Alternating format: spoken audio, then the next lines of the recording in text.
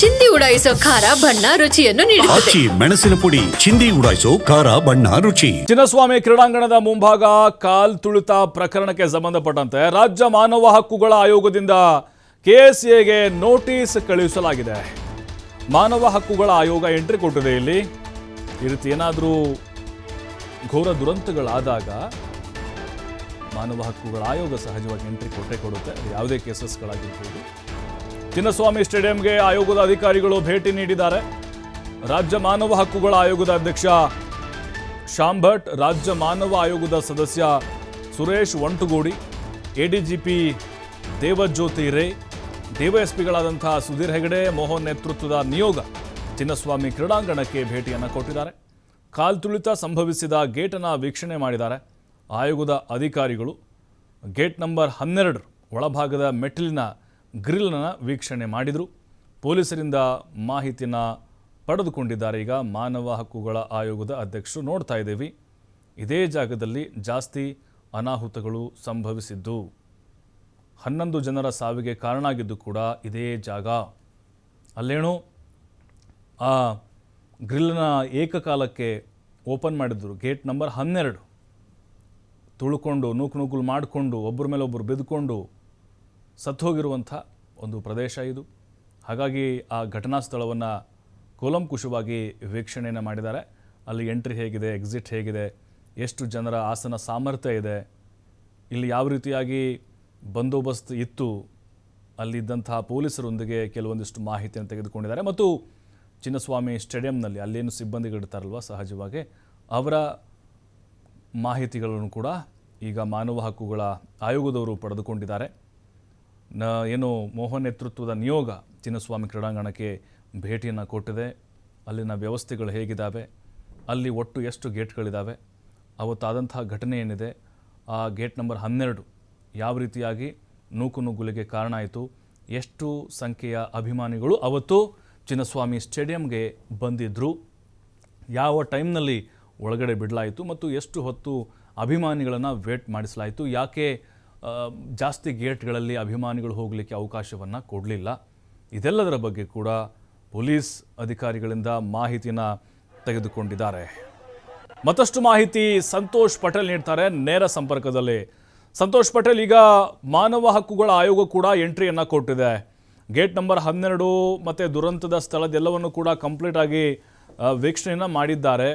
ಸದ್ಯಕ್ಕೆ ಸರ್ಕಾರಕ್ಕೆ ಏನೆಲ್ಲ ಶಿಫಾರಸನ್ನು ಮಾಡಿದ್ದಾರೆ ಮತ್ತು ಈಗ ಆ ಆರೋಪಿಗಳೇನಿದಾರಲ್ವಾ ಕೋರ್ಟ್ಗೆ ಹಾಜರುಪಡಿಸುವಂಥ ಒಂದು ಪ್ರಕ್ರಿಯೆ ಶುರುವಾಗಿದೆ. ಮುಂದಿನ ಅವರ ಕಾನೂನು ಹೋರಾಟ ಮತ್ತು ಸಂಕಷ್ಟಗಳು ಹೇಗೆಲ್ಲ ಇರುತ್ತೆ ಅನ್ನೋದು.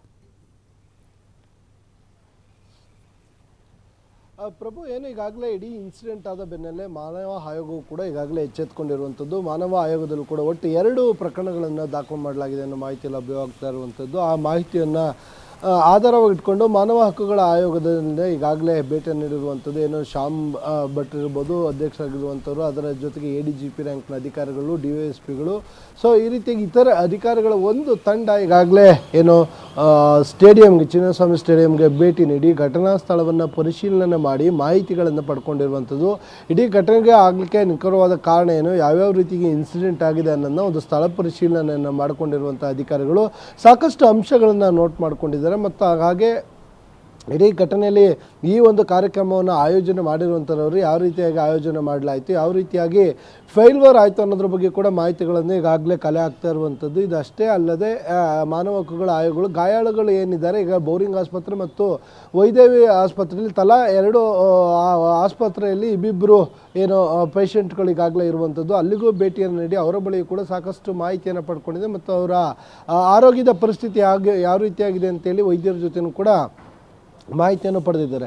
ಅದಷ್ಟೇ ಅಲ್ಲದೆ ಇನ್ನು ಆಸ್ಪತ್ರೆಗಳ ಮುಖ್ಯಸ್ಥರ ಬಳಿ ಈಗಾಗಲೇ ಬಂದು ಸಾಕಷ್ಟು ಜನ ಚಿಕಿತ್ಸೆಯನ್ನು ಪಡ್ಕೊಂಡು ಹೋಗಿರುವಂಥವ್ರು ಮತ್ತು ಮೃತದೇಹಗಳು ಏನಿತ್ತು ಆ ಮೃತದೇಹಗಳಿಗೆ ಸಂಬಂಧಪಟ್ಟಾಗಿ ಸಾಕಷ್ಟು ಮಾಹಿತಿಯನ್ನು ಪಡ್ಕೊಂಡಿರುವಂಥದ್ದು. ಮರಣೋತ್ತರ ಪರೀಕ್ಷೆಯನ್ನು ಮಾಡಿರುವಂಥ ವೈದ್ಯರ ಬಳಿ ಇಲ್ಲ ಆಸ್ಪತ್ರೆ ಮುಖ್ಯಸ್ಥರ ಬಳಿ ಮರಣೋತ್ತರ ವರದಿ ಏನಿರುತ್ತೆ, ಮರಣೋತ್ತರ ಪರೀಕ್ಷೆ ಮಾಡಿದಂಥ ವರದಿಯ ಒಂದು ಪ್ರತಿಯನ್ನು ಕೂಡ ಅವರು ಕೇಳಿರುವಂಥದ್ದು.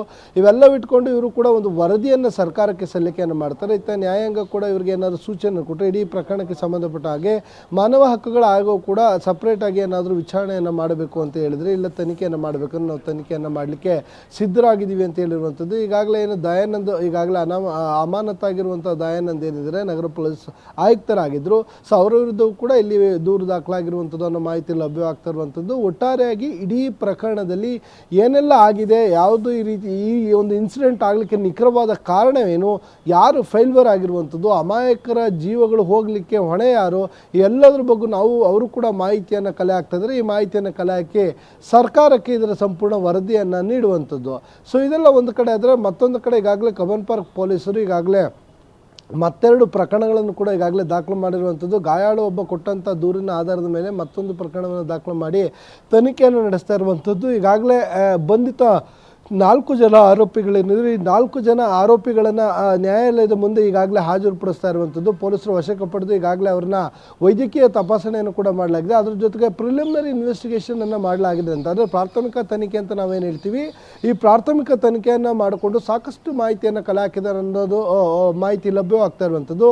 ಇವೆಲ್ಲವನ್ನು ಆಧಾರವಿಟ್ಕೊಂಡು ಈಗಾಗಲೇ ನ್ಯಾಯಾಧೀಶರ ಮುಂದೆ ಅವ್ರನ್ನ ಪ್ರೊಡ್ಯೂಸ್ ಮಾಡಿ ಹೆಚ್ಚಿನ ಕಸ್ಟಡಿಗೆ ಅವ್ರನ್ನ ಏನಾದರೂ ವಿಚಾರಣೆಯನ್ನು ಮಾಡಬೇಕು ಅಂತೇಳಿ ಮನವಿ ಮಾಡುವಂಥ ಸಾಧ್ಯತೆ ಇರುವಂಥದ್ದು. ನ್ಯಾಯಾಲಯ ಈ ಆರೋಪಿಗಳನ್ನು ಬಂಧನ ಮಾಡೋದಕ್ಕೆ ಏನೆಲ್ಲ ಸಾಕ್ಷಿಗಳಿದೆ ಅನ್ನೋದನ್ನು ಕೂಡ ನ್ಯಾಯಾಲಯಕ್ಕೆ ಇವರು ಸಲ್ಲಿಕೆಯನ್ನು ಮಾಡಬೇಕು. ಇವೆಲ್ಲವನ್ನು ಸಲ್ಲಿಕೆಯನ್ನು ಮಾಡಿದ ನಂತರ ಕೋರ್ಟ್ ಇವ್ರನ್ನ ಹೆಚ್ಚಿನ ವಿಚಾರಣೆಗೆ ಆರೋಪಿಗಳನ್ನು ಪೊಲೀಸರ ಕಸ್ಟಡಿಗೆ ಕೊಡುತ್ತಾ ಇಲ್ವಾ ಅನ್ನೋದನ್ನ ಕಾಯ್ದು ನೋಡಬೇಕಾಗುತ್ತೆ. ಪ್ರಭು, ಥ್ಯಾಂಕ್ ಯು ಸಂತೋಷ್ ಪಟೇಲ್ ತಮ್ಮೆಲ್ಲ ಮಾಹಿತಿಗಾಗಿ.